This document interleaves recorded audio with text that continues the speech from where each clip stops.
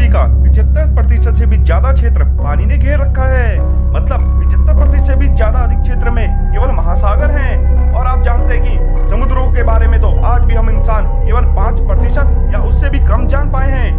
कितने रहस्य समुद्र ने अपने अंदर समा रखे हैं। समुद्र में धरती से विशालकाय और बड़े जीव भी रहते हैं।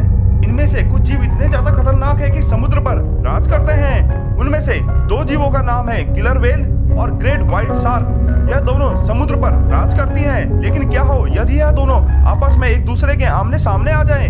कौन किसका शिकार बनेगा? जानने के लिए इस वीडियो को अंत तक जरूर देखिएगा।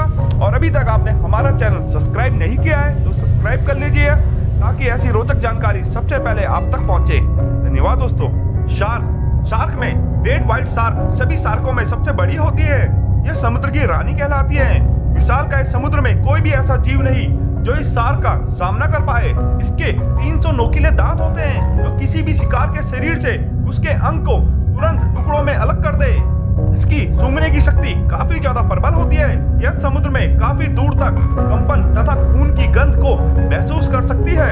ग्रेट व्हाइट शार्क के समुद्र के किनारे इंसानों तक के ऊपर हमला करने के कई किस्से हैं। इसीलिए इंसान इस शार्क से तो काफी डरता है और दूर रहना ही चाहता है। शार्क की वैसे तो 1000 प्रजाति होती है, लेकिन ग्रेट व्हाइट शार्क सबसे बड़ी है और इसकी लंबाई 20 फीट तक हो जाती है। वैज्ञानिकों ने जिन शार्क की प्रजाति को खतरे में बताया है उसमें ग्रेट व्हाइट शार्क का नाम भी शामिल है। हालांकि इसका एक कारण तो यह है कि मछुआरे इन शार्क का भी शिकार कर लेते हैं, लेकिन वैज्ञानिकों के अनुसार कुछ और भी कई कारण हो सकते हैं कि ग्रेट व्हाइट शार्क की आबादी कम होती जा रही है। अब बात करते हैं किलर वेल के बारे में। वेल के बारे में तो आप सभी ने सुना होगा। वेल की इस दुनिया में 90 प्रजाति पाई जाती है। इनमें सबसे ज्यादा खतरनाक किलर वेल को माना जाता है। किलर वेल को ओकरा वेल भी कहा जाता है। यह डॉल्फिन परिवार से संबंधित मछली है। किलर वेल समुद्र के तट के निकट आकर भी शिकार कर लेती है। किलर वेल को आसानी से पहचाना जा सकता है। यह सफेद और काले रंग की वेल होती है। हालांकि वेल मछलियों के प्रति इंसान की धारणा शार्क के मुकाबले काफी अच्छी होती है, लेकिन किलर वेल का स्वभाव सबसे अलग होता है।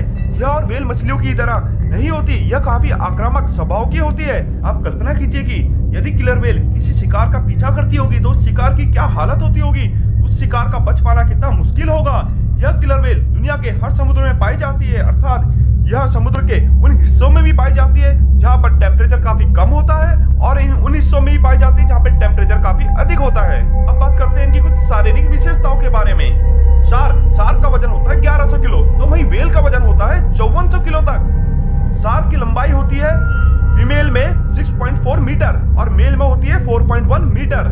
शार्क में फीमेल मेल से ज्यादा लंबी होती है, तो वहीं वेल में मेल की लंबाई होती है 8 मीटर तक और फीमेल की लंबाई होती है 7 मीटर तक। शार्क की स्पीड की बात करें तो शार्क की स्पीड होती है 56 किलोमीटर प्रति घंटा। तो वहीं किलर वेल की स्पीड की बात करें तो किलर वेल की स्पीड भी लगभग शार्क के बराबर ही होती है, यानी कि 56 किलोमीटर प्रति घंटा।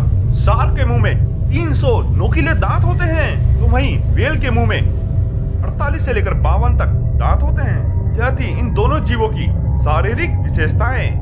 अब क्या होगा यदि यह दोनों मांसाहारी जीव आमने सामने होंगे?